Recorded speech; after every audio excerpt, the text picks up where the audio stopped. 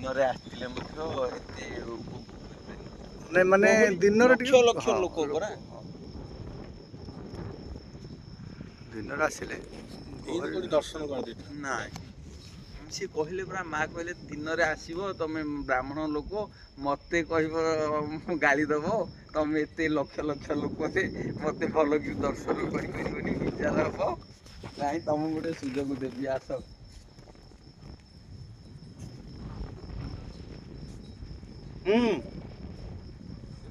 school ହେଲା 5T ହେଲା medical ହେଇଛି ନା ନାହିଁ ମେଡିକାଲଟା ସକାଳୁ ଯାହା ଥିଲା କ'ଣ ହେଇଛି କେତେ ହେଇଛି